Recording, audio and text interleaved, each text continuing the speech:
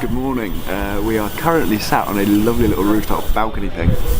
Say morning, guys. Morning. Morning.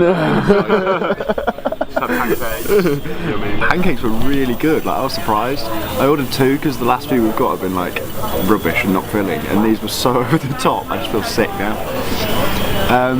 I think we're just going to head out and have a bit of an explore around Jaipur today. Maybe see a few of the sites. We're going to go back to that carpet place. Mum and Dad have given me a budget. They want me to do some haggling, and hopefully I'll be able to get them 2 carpets sent over. So we are up. We are in Shashi's car, and we are on our way now to the Amir Fort. And then we're going to go for a bit of a sightseeing tour around Jaipur. I'm looking forward to seeing the fort actually. It looks absolutely incredible from the outside. I took a couple of photos last night. Hopefully it's going to live up to the hype. We have just briefly pulled over at the side of the road because we were driving along and then we saw this. And we kind of had to go inside, didn't we? This place is so cool. There's just these temples dotted around. Oh my god, the carvings are so intricate. This is amazing. We're going to have a look inside.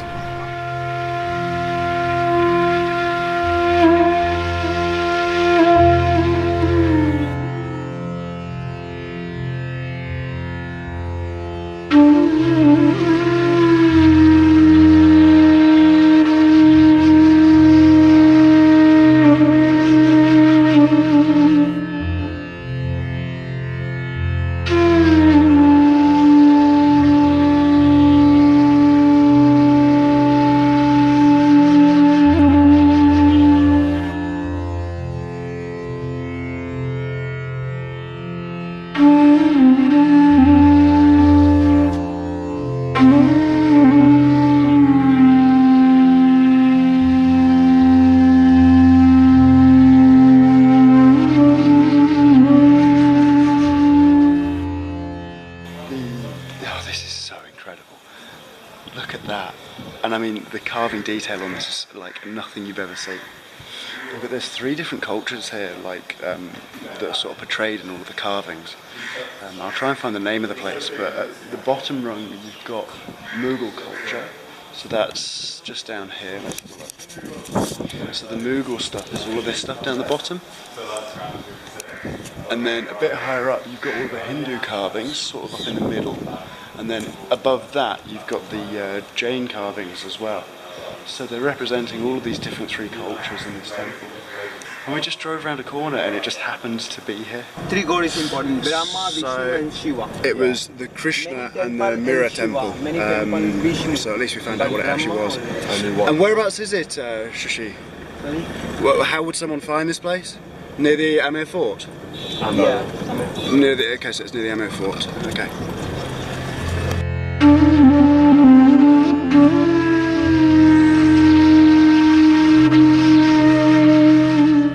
We are up in the Amber Fort, high above the city of Jaipur. This is where we are, just absolutely spectacular view. And we're going to have a bit of a poop around here. This is another one of the places though, I don't understand this, where I'm never allowed to take my gorilla pod, you know, the little tripod I've got. For some reason, everywhere like stops me taking it, I either have to put it in lockers or put it in my rucksack.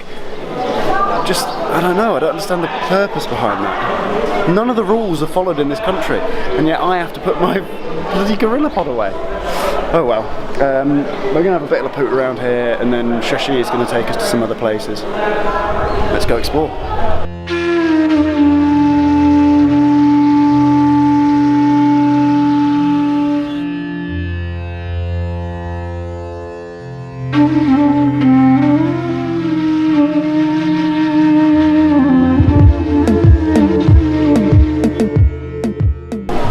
So this is the private audience chamber. It's incredible. It's about the only thing, well, one of the very few things we've seen really that still sort of shows the opulence that used to be around here. And it really, really does it. I don't know what all the silver shining stuff's made out of, but it's truly spectacular.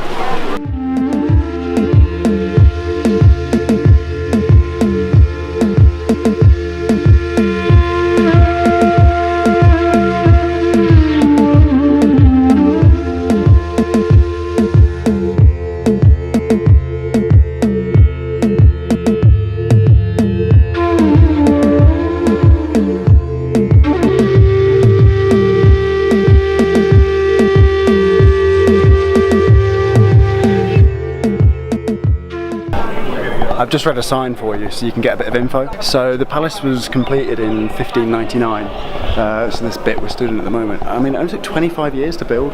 Pretty impressive. It's a very big place. I mean, I know they had like unlimited manpower and stuff, but to get this whole place done in 25 years, and it is pretty awesome.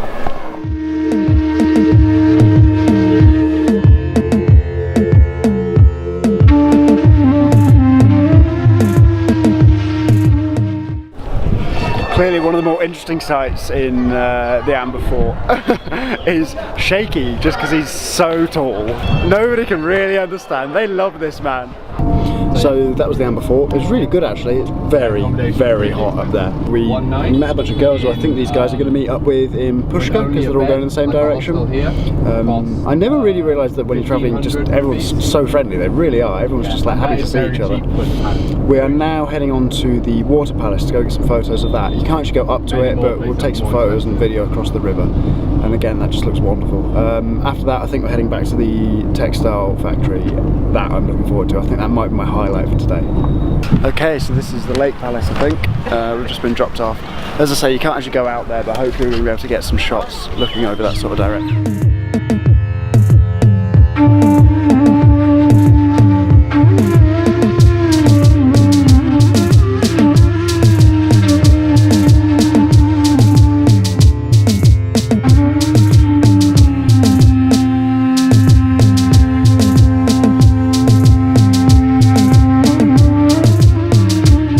So, by the sounds of things, this is the adopted son of one of the kings buried in the tombs over here. This adopted son was a fantastic polo player, played a lot of his polo in England, and he died in the 1970s, I think? 1970. So he died in 1970 in England, and this is now his tomb, this is where he's resting. So he was the adopted son. This guy over here was the legitimate son of one of the kings. And the king over here had 126 children? 122. 122 children, and all of them died of typhoid and other diseases, and it said he was cursed to never have children. So this is the tomb of Madho Singh II. The tomb we're going to in just a moment over there is Madho Singh I, just behind us, and this is made of Italian marble. So it was this king who adopted the polo player over there. So this is Madho Singh I. 14 sons, all of whom are from concubines. It's a different way of living. And they're all buried here with him. And this is made of Italian marble, yes? Italian marble, third part, sir. This third part. Oh, over there, okay. More beautiful third part. Okay.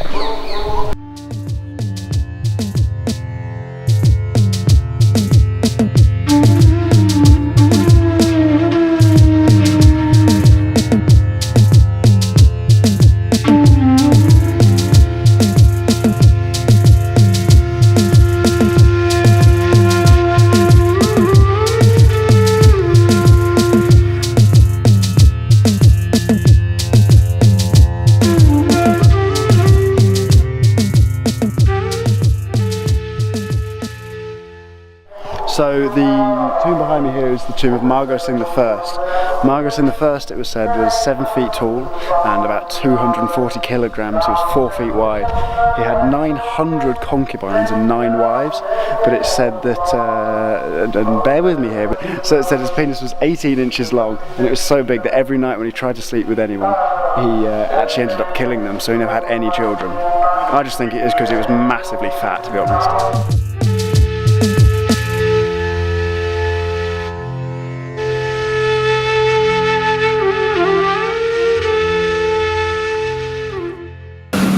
We are back at the textile factory. There's actually all going on today, so this is a bit more exciting. I'm here to hopefully get some carpets and see how this goes. So here, first of all, you see the base of the structure, we call it loom in Hindi. And right now you see this is the base of the carpet. Yes. Right now this is by the cotton, but we are also making this with the silk or with the wool also. Yeah. But the knotting is, or the weaving is done by the all natural sheep wool. Sheep wool we taking from most of the part of the Kashmir, from the north part of India. Okay. But as you see, there are two lining of the base, front and the back. So how the worker understand how to make on the loom. So here he have a graph map like this, and on the graph here, as you see, the small elephant. So he's make like a continuous elephant because it's a big loom. But after when he finish and cut from the frame, he separate all the elephants one by one. So it's like a 1 feet by 1 feet. Oh, okay. Like a kilo size one. Yes. But how he understand here on the graph, as you see, every single straight line, every single standing line is represent every line on the frame. Okay. And every individual small box is represented not. Okay. So he comes in the morning, he start counting from the side, box by box, color by color. He understand the design. Like when he see 2 black box, so he put 2 black knots, 1 white and 1 white, 2 red, so he put 2 red. So it's like counting wise he understand the colors. First he take the front line, then he take the exact back line, cross, make a figure of 8, pull it down, cut. He finish every single line, every single row. What he do? He pull this trigger. He pull this trigger, and with the help of this trigger and the bamboo, as you see, the back line comes to the front and front goes to the back of the line. When he finish every row in the carpet, he do this process every time. Then he beat down with the help of the iron comb, which looks like a tiger claw. He used to beat down the carpet. With the help of this, the knots become more tighter, more stronger, and he makes sure the knots won't come out after some time. Shaving we do by the scissor, and as you see, the special scissor, little round for the hand safety, because meanwhile the rug is little rough, especially the sheep one. And how he shave. You can see, and we shave twice, one while making, one after washing and the drying. You can see.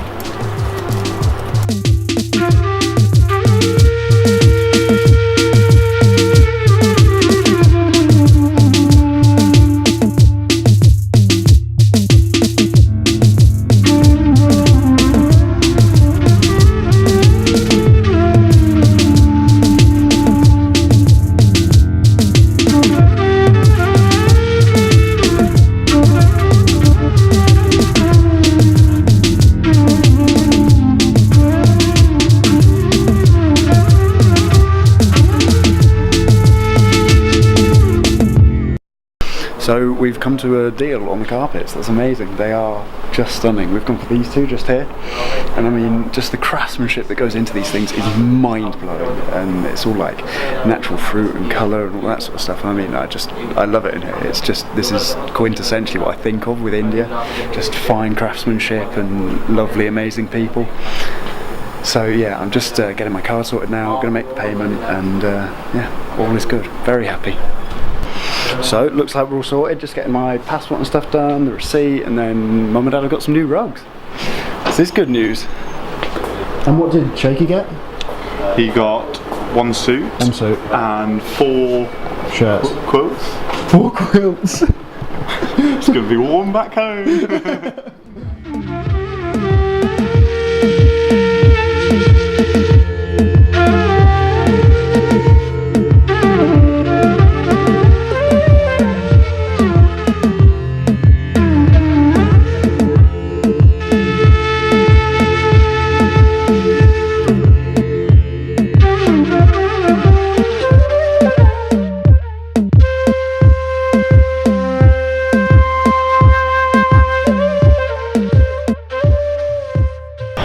Okay, we're going for quite the experience now. We've stopped at the train station because these two want to get their trains. Thank you. And we're going to see if we can figure out how the hell this place works. I have no idea what's going on. So if I'm reading this thing right, it's actually not all that difficult, because all you've got to do is put your name, your age, your gender, and then you put basically what train you want to do. So I guess you figure that out when you get to the reservation office. You just kind of like ask the guy, you know, I want to go here, and he'll probably fill that in for you. There's a special booth for foreign travellers as well. I'm assuming that's the same at all railway stations. So when you get here, you walk in, you look for the foreign traveller booth, and then when you find that, you fill in your form, make sure you filled in your form, get that sorted, then you get your train booked. It doesn't seem that complicated. So if ever you go to a tourist information office and they tell you it's impossible to do, don't listen to them, they're absolutely full of shit. It's mental here.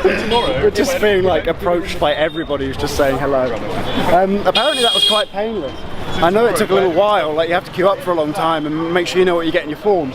How easy was it? Huh? How easy was it once you were there? Once we were there, it was fine. It was like, you know, the 20 people in front of us fighting around. And we're just like little English guys just going, it's a queue, we've got to wait. And then, yeah, pretty crushed at the end. So But yeah. you have to fight your way in though, yeah? Yeah, you have to Okay. defend your place. So fight your way into it, and then once you get your tickets, they're easy to read, they explain where you need to go. They're not easy to Looks read. good. They're not easy to read. They were pretty easy to read. Okay. And yeah, it just looks like you're all sorted then, so that's good. I have just popped outside the hostel quickly. I think Ed and Shaky are set to join me in just a moment. I'm heading towards the Ganapathy Plaza, which is where I'm meeting Nitin. Nitin's a couch surfing host. I've just seen him, and he's taking us out for a bit of a foodie tour. So I think those guys are on their way. We'll see when they've got to.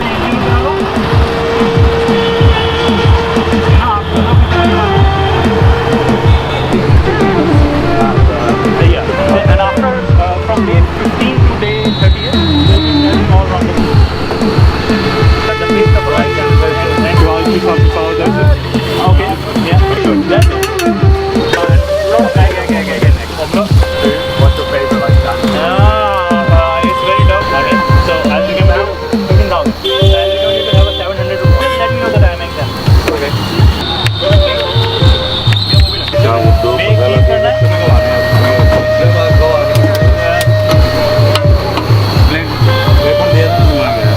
The food is called South Indian food. The name of this food is masala dosa. Masala dosa. So we are ordering two things. One is masala dosa and one is cheese masala dosa. Cheese masala dosa. I like the sound of it. It sounds good. Thank you. How is it? Very nice. Yeah, good. Fresh. Okay, I don't know how well you can see me. It's quite dark in there. I bet you can't see the guys in the back. This night's awesome. How good was that food? Delish. What was it? The first one? It's a dosa. It's masala dosa. Masala dosa? Yeah, I've just told you, so you better remember. But the cheese one was mind-blowingly tasty. Nitin's just run off. He's getting us some juice. Like it's his favourite juice place in the whole of Jaipur. He's so cool. Yeah, he's a nice guy. He's so cool. Bless you. Thank you. I'll cut it there.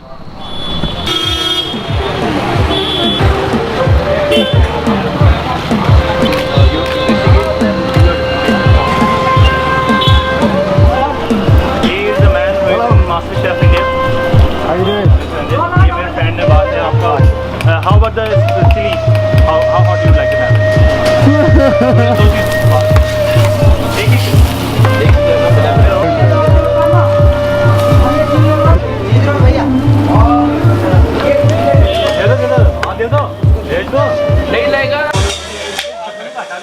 Wow, I'm so full now.